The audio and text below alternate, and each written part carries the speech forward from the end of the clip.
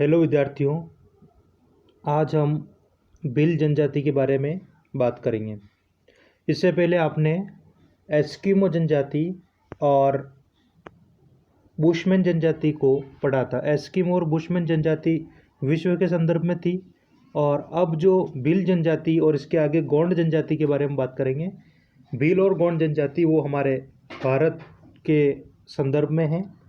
तो भील जो जनजाति हैं, इसकी हम बात करें तो ये हमारे भारत के अंतर्गत संताल और गोंड जो जनजाति हैं उसके बाद आती है, यानी कि हमारे भारत में संताल और गोंड के बाद तीसरे नंबर की जो जनजाति हैं वो भील जनजाति हैं। यानी कि जो ट्राइब्स से जनजातियां हैं उसके अंतर्गत ये तीसरा सबसे बड़ा जनजातीय समूह है। भीलों की अगर हम बात करें या भील शब्द की हम बात करें तो इसकी उत्पत्ति जो है द्राविडियन भाषा के बिल्लू से मानी जाती है। यानी कि द्राविडियन भाषा के बिल्लू शब्द से मानी जाती है और इसका अर्थ होता है तीरंदाज। कुछ लोग जो हैं भाषाई दृष्टि से इस शब्द की उत्पत्ति संस्कृत में क्रिया के मूल जिसका अर्थ भेदना, वध करना या मारना होता है, तीरंदाजी में इनकी निपुणता के कारण जो है माना जाता है। भीलों के संबंध में अगर हम बात करें तो पुराणों में अनेक संदर्भ जो हैं इनके जो हैं मिलते हैं। इसके अंतर्गत हम बात करें तो इनकी उत्पत्ति जो है पुराणों में महादेव के पुत्र निषाद से मानी जाती है। निषाद ने पिता महादेव के बैल नंदी को मार दिया था, जिसे दंड स्वरूप पर्वतीय क्षेत्रों में निर्वासित कर दिया था। महाभारत महाकाव्य में इनका संबंध एकलव्य से है। रामायण काल में हम बात करें तो श्री राम को शबरी ने सीता की खोज के दौरान दंडकारण्य वन में बेर खिलाए थे। कर्नल टोड के अनुसार हम बात करें तो ये तत्कालीन मेवाड़ राज्य की अरावली पर्वत श्रेणियों में रहने वाले लोग हैं, जिन्होंने महाराणा प्रताप की अकबर के विरुद्ध युद्ध में मदद की थी। ऐतिहासिक दृष्टि से इस जनजाति ने डगारिया, जिसको वर्तमान में हम डूंगरपुर, बासिया जिसको हम वर्तमान में बांसवाड़ा, और कोटिया जिसको वर्तमान में कोटा, और दियावा जिसको वर्तमान में उदयपुर के नाम से हम जानते हैं, यहाँ पर इस जनजाति ने शासन किया था। भील जनजाति के प्रजाति संरचना की अगर हम बात करें, इनके शारीरिक बनावट की अगर हम बात करें तो ये लोग कद में छोटे यानी नाटे होते हैं। इनका रंग गहरा और काला होता है और नाक इनकी चौड़ी होती है। आंखें लाल, बाल रुके, जबड़ा कुछ बाहर निकला होता है। इनका शरीर सुगठित व सुडौल होता है। ये काफ़ी परिश्रमी होते हैं और ईमानदार प्रवृत्ति के ये लोग होते हैं, और चोरी करने को ये धार्मिक पाप मानते हैं। चोरी नहीं करते हैं ये। चोरी करना इनके जो समुदाय में धार्मिक पाप माना जाता है। ये जो लोग होते हैं वो आज़ादी प्रेमी होते हैं। अगर इनके शारीरिक बनावट की या प्रजाति विशेषताएं अगर पूछी जाती है तो ध्यान रखना है आपको कि ये लोग जो हैं कद में छोटे होते हैं, नाटे होते हैं। इनका रंग गहरा काला तथा नाक चौड़ी, आंखें लाल, बाल रुके, जबड़ा कुछ बाहर निकला होता है। शरीर सुगठित व सुडौल होता है। काफ़ी परिश्रमी होते हैं, ईमानदार होते हैं और चोरी करने को धार्मिक पाप मानते हैं और आज़ादी प्रेमी होते हैं। भील जनजाति के निवास क्षेत्र की हम बात करें तो भील जो है वो दुर्गम व निर्जन पर्वतीय क्षेत्रों में रहते हैं। ये लोग जो हैं बात करें हम तो अरावली, विंध्याचल और सतपुड़ा के पहाड़ियों और वन क्षेत्रों में निवास करते हैं। भारत के अंतर्गत हम बात करें तो भील जनजाति जो है हमारे देश में 4 राज्यों में मुख्य रूप से निवास करती हैं। इसके अंतर्गत हम बात करें तो मुख्य रूप से राजस्थान, मध्य प्रदेश, गुजरात और महाराष्ट्र के अंतर्गत भीलों का निवास है। यहाँ पर आप मैप में देख सकते हैं, समझ सकते हैं। ये वाला जो क्षेत्र है जिसके अंतर्गत राजस्थान, गुजरात, मध्य प्रदेश और महाराष्ट्र वाला क्षेत्र जो है आता है, यहाँ पर मुख्य रूप से भीलों का निवास है। राजस्थान के अंतर्गत हम बात करें तो मुख्य रूप से ये बांसवाड़ा, डूंगरपुर, उदयपुर और चित्तौड़गढ़ जिले के अंतर्गत जो अरावली वाला पर्वतीय क्षेत्र है वहाँ पर ये लोग रहते हैं। मध्य प्रदेश की हम बात करें तो धार, झाबुआ और रतलाम जिले के अंतर्गत ये लोग निवास करते हैं। और गुजरात की हम बात करें तो पंचमहल व बड़ोदरा में।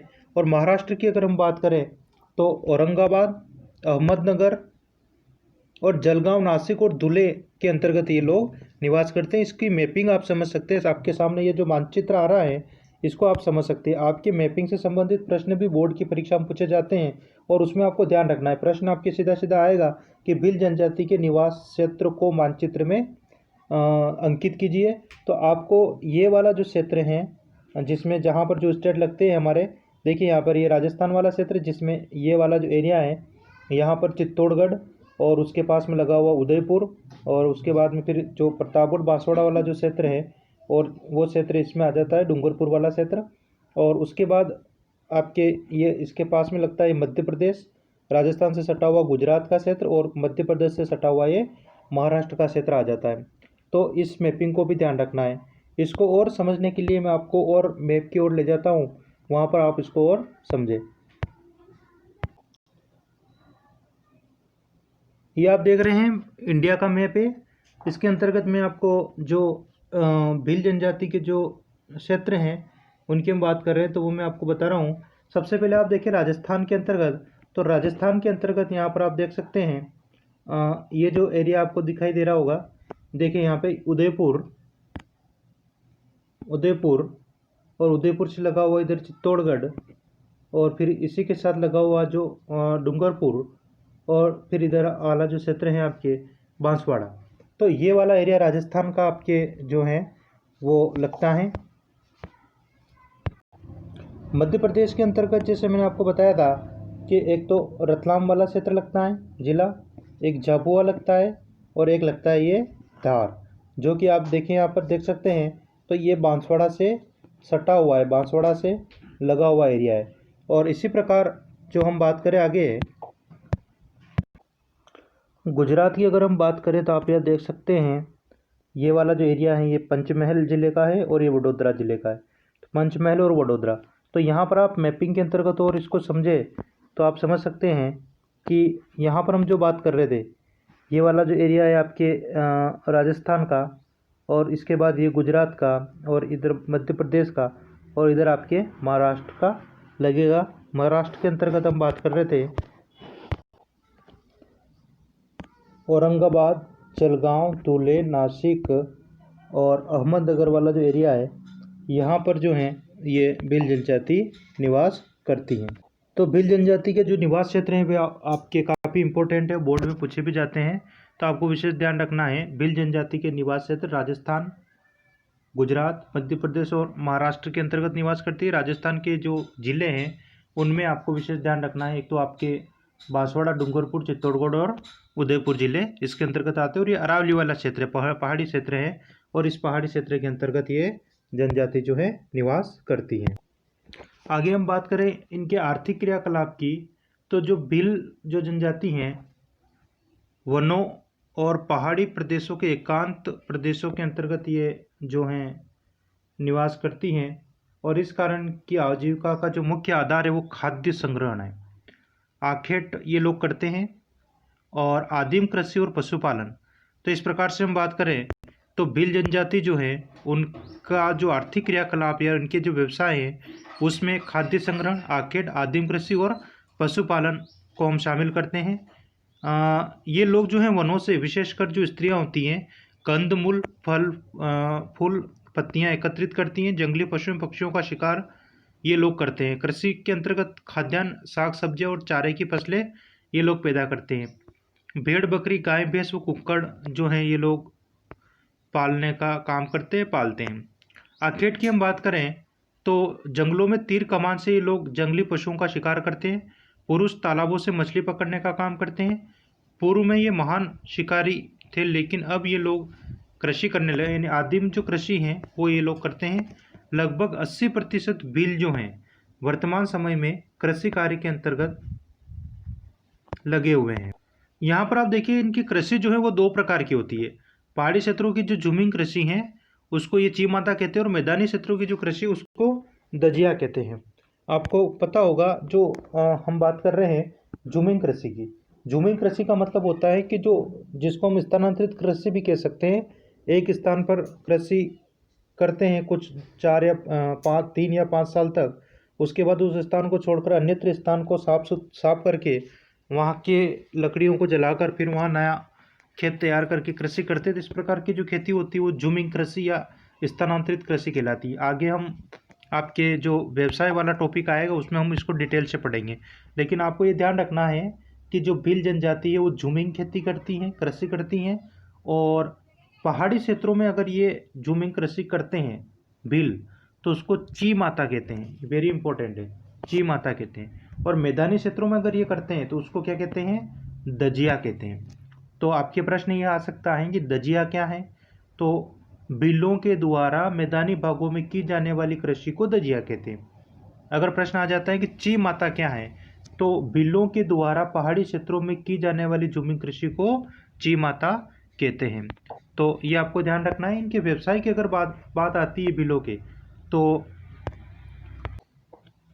भील जो जनजाति हैं वो मुख्य रूप से खाद्य संग्रहण, आखेट और इसके अलावा जो पशुपालन है ये काम ये लोग करते हैं। कृषि के अंतर्गत आपको ध्यान रखना है कि 2 प्रकार की खेती पहाड़ी क्षेत्रों के अंतर्गत अगर ये करते हैं तो ची माता, और मैदानी क्षेत्रों में करते हैं तो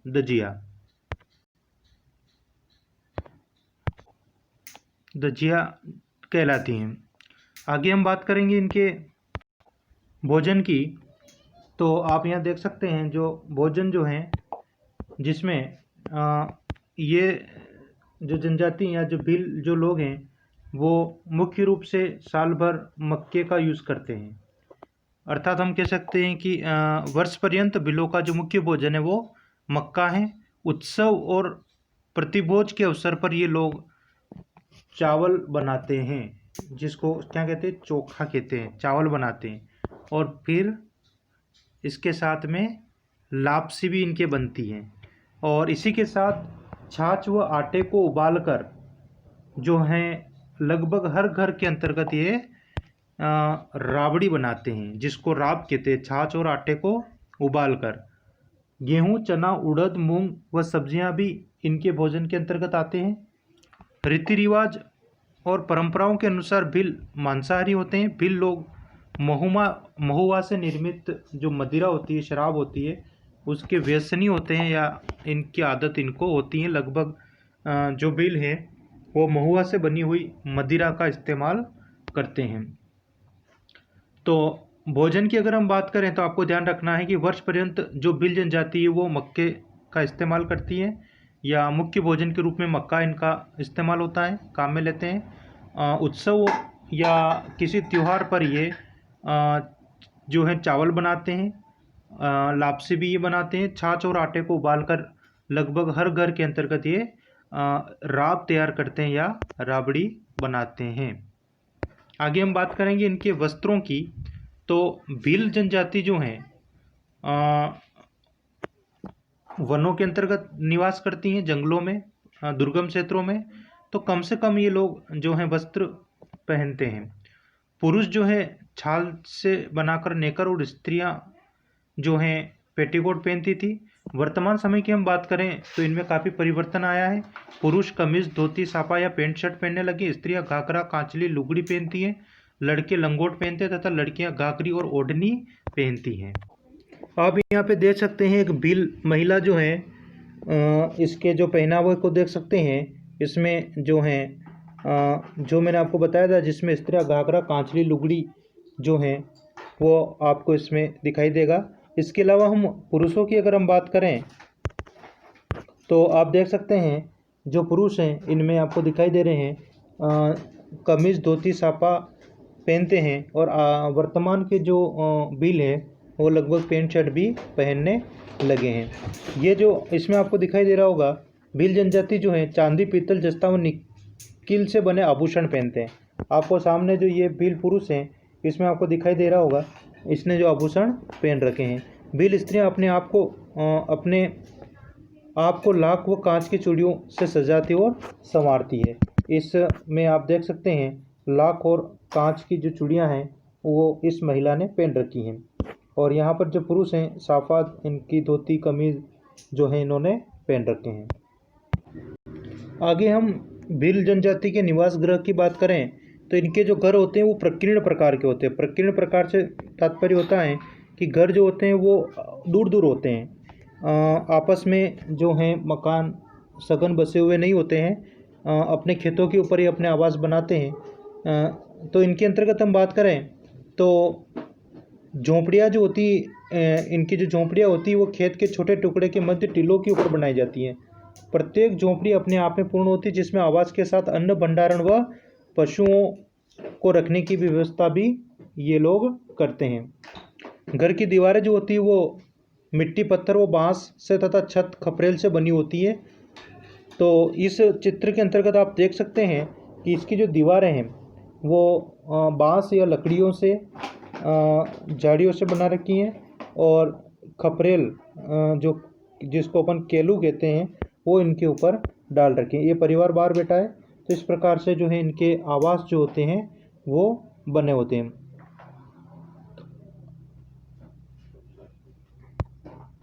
वर्तमान समय की अगर हम बात करें तो सरकार के द्वारा आर्थिक सहयोग और भील लोगों को या जिस जनजाति को सरकार के द्वारा जो पढ़ाई लिखाई से इनको आगे बढ़ाने के जो प्रयास किए जा रहे हैं, इस कारण से अनेक जो भील युवक हैं वो जो हैं शहरों की ओर बढ़े हैं।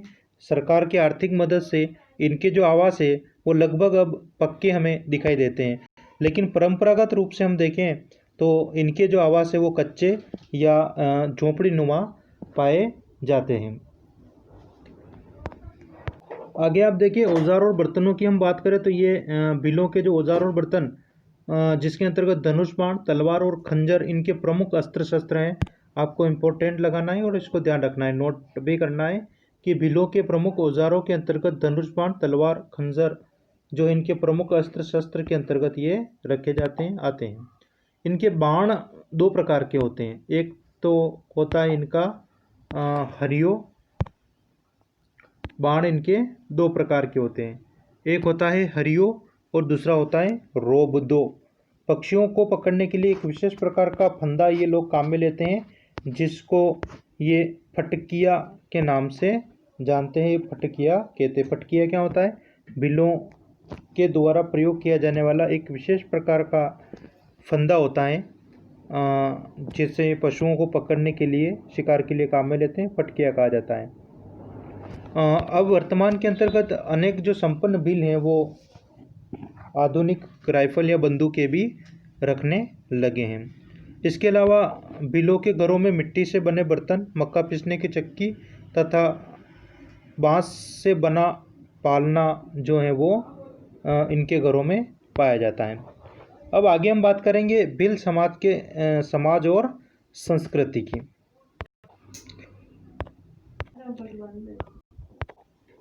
इनके समाज और संस्कृति की अगर हम बात करें तो भील जो हैं पितृसत्तात्मक समूह व कुलों के अंतर्गत ये संगठित पाए जाते हैं। प्रत्येक कुल के लोग अलग अलग गांवों में निवास करते हैं। प्रत्येक कुल का अपना गण चिन्ह होता है। भील युवा हो या वृद्ध, उसकी पत्नी जरूर होती हैं, चाहे वह सामान्य विवाह से या भगा कर लाई गई हो। इनके अंतर्गत ये परंपरा होती है कि भील चाहे वो युवा हो या वृद्ध हो, उसकी पत्नी जरूर होती हैं। इनके अंतर्गत बहुपत्नी प्रथा पाई जाती है। सामान्यतः विवाह का प्रस्ताव जो होता है वर पक्ष की ओर से लाया जाता है। इसमें कन्या का मूल्य देना पड़ता है और ये कन्या का जो मूल्य है ये वर के पिता को वधू के पिता को दिया जाता है और इस प्रथा को दापा प्रथा के नाम से जाना जाता है। इस प्रथा को क्या कहते हैं? दापा प्रथा कहते हैं। तो ये इम्पोर्टेंट है, आपके यहाँ पे प्रश्न आता है कि ये दापा प्रथा या दापा क्या है। तो दापा प्रथा जो है इसका मतलब होता है, तो दापा प्रथा का मतलब होता है कि जो भील युवक होता है या जो भीलों के अंतर्गत जो वर पक्ष होता है वो वधू पक्ष को कन्या का मूल्य चुकाता है। ये अपने आप में एक प्रथा है और इस प्रथा को ही बिलों के अंतर्गत दापा प्रथा के नाम से जाना जाता है। आगे हम बात करें तो एक और प्रथा आती है इसमें, गोल गादेड़ो। गोल गादेड़ो, तो गोल गादेड़ो जो है होली के समय बिलों के अंतर्गत होने वाली एक प्रतियोगिता है। इसके अंतर्गत जो भील युवक होता है वो इनका जो टारगेट होता है, या जो भी हम कह सकते हैं इनका जो खेल होता है, उसमें अगर वो विजयी हो जाता है गोल गादेड़ों के अंतर्गत, तो वो उसकी मनपसंद युवती से विवाह कर सकता है। तो गोल गादेड़ो प्रथा के द्वारा कोई भी युवक शूरवीरता व साहस का कार्य दिखलाते हुए शादी हेतु युवती को चुनने का अधिकार पाता है। तो ये होली के आसपास जो हैं इस प्रकार की प्रथा होती हैं गोल गादेड़ो। तो यहाँ पर आपने समाज और संस्कृति के से जो है जो प्रश्न बोर्ड में पूछे जाते हैं, एक तो प्रश्न आता है इसमें दापा प्रथा का, जो मैंने आपको बताया, एक गोल गादेड़ो, दोनों आपको ध्यान रखना है। और विशेष तौर पर हम भीलों की बात करें तो ये प्रकृति पूजक होते हैं। कृषि यंत्रों व उपकरणों की पूजा भी ये लोग करते हैं, क्योंकि अधिकांश भील जो है वो क्या है, कृषक हैं। ये जो है बहुत से देवी देवताओं की पूजा भी करते हैं, और इनमें से ज़्यादातर या कुछ भील जो हैं वो नागदेव को पूजते हैं। ये भूत प्रेतों के अंतर्गत विश्वास करते हैं, तो इन्हें अंधविश्वासी भी माना जाता है, और ये मृतकों का दाह संस्कार करते हैं।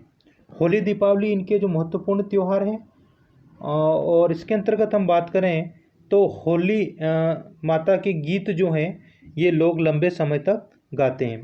घूमर और गेर जो हैं वो बिलों के महत्वपूर्ण या इनके जो विशेष जो हैं इनके नृत्य हैं।